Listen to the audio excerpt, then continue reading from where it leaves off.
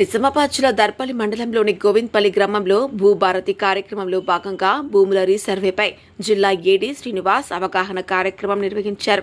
సందర్భంగా ఆయన మాట్లాడుతూ దర్పల్లి మండలంలోని గోవింద్పల్లి గ్రామాన్ని పైలట్ ప్రాజెక్టు కింద ఎన్నుకొని భూ సర్వే ప్రజలు సద్వినియోగం చేసుకోవాలని, ప్రతి ఒక్కరూ సర్వే చేసి అధికారులకు సహకరించాలని, అదేవిధంగా భూ రికార్డుల ఖచ్చితత్వం కోసం చేపడుతున్న రీసర్వే ప్రక్రియ, రైతులు అందించవలసిన వివరాలు, సర్వే సమయంలో పాటించవలసిన సూచనల గురించి అధికారులు వివరించారు.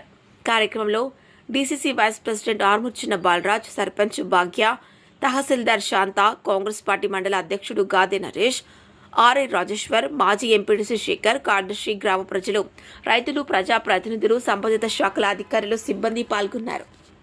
దృశ్యం న్యూస్ ప్రతినిధి ప్రసాద్, దర్పల్లి మండలం. మీరు ఈ పలానా వ్యక్తిని ఇద్దరు ముగ్గురు గొడవ ఉన్నప్పుడు ఇది పలానా వ్యక్తులను మీరు ఖచ్చితంగా చూపించాలి. అన్నదమ్ముల మధ్య కానీ ఒడ్డు దగ్గర కూడా భూములు విలువైనవి, చిన్న ఒడ్డు కూడా కూసాడుతుండ్రు. ఎంత ఉంటుంది? 3 రోజులు ఉంటుంది. ఒడ్డంత నాదే నొక్కులు, ఒడ్డంత నాదే నొక్కులు. ఇటువంటి గొడవ పెట్టుకుని కూడా సర్వే చేయకుండా ఆపుతాం. మీరు ఉండి అది ఖచ్చితంగా సర్వే కంప్లీట్.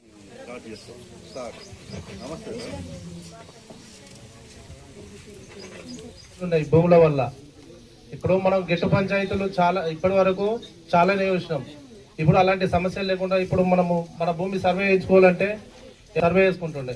కానీ ఇలా ఈ రోజు అలాంటి పరిస్థితి లేదు. పైలట్ ప్రాజెక్ట్ కింద మీ గ్రామాన్ని సెలెక్ట్ చేశారు కాబట్టి ఖచ్చితంగా రూపాయి ఖర్చు లేకుండా మన గ్రామానికి వచ్చి సర్వే చేస్తారు.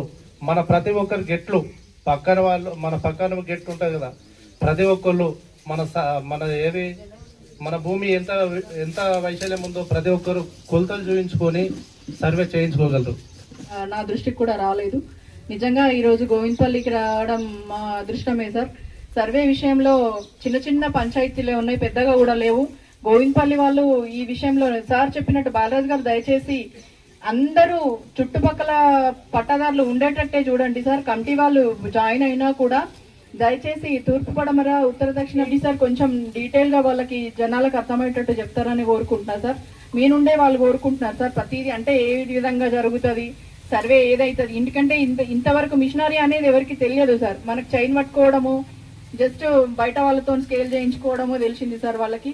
ఈ మిషనరీ గురించి అనేది కొత్తగా వింటున్నారు కాబట్టి ఇదంతా ప్రాబ్లం అవుతుంది చెప్పగలుగుతారు. జస్ట్ ఫోన్తోని డిజిటల్ సర్వే చేసినాం అనేది బాగుంటే తెలుస్తుంది. అట్లా తెలియక కాకుండా సార్ చెప్పిన దాన్ని బట్టి, ఇప్పుడు సూపరింటెండెంట్ సార్ చెప్పిన దాన్ని బట్టి, ఆ సార్ చెప్పిన దాన్ని బట్టి ఏంటంటే మనకి ఈ మిషన్ ద్వారా ఖచ్చితమైన కొలతలు వస్తాయి అనేది చెప్తున్నారు. ఈ వారం తీయడం జరుగుతుంది. అది అయిపోయిన తర్వాత నెక్స్ట్ గ్రామకంఠాన్ని ఫిక్స్ చేయడం జరుగుతుంది. గ్రామకంఠం అంటే గతంలో నైజాం కాలంలో 2 ఎకరాలు 3 ఎకరాలు ఉంది. ఇప్పుడు అది 10-15 ఎకరాలు విస్తరించి ఉన్నది. అది ఫస్ట్ ఫిక్స్ చేయడం జరుగుతుంది. ఈ 2 అయిపోయిన తర్వాత మళ్ళీ గ్రామంలో ఉన్న ప్రభుత్వ భూములు అంటే చెరువులు, కుంటలు, వాగులు, గవర్నమెంట్ హాస్పిటల్స్, ఏమన్నా బిల్డింగ్స్ ఏమున్నా కూడా అవన్నీ కూడా సర్వే చేయడం జరుగుతుంది. తదుపరి మీ యొక్క రైతు వారి అనుభవంలో ఉన్న భూములని చెప్పినట్టు చాలా అదృష్టం చేసుకున్నది. ఎందుకంటే ప్రతి ఒక్క ఇంటికి భూమి సమస్య ఉంది.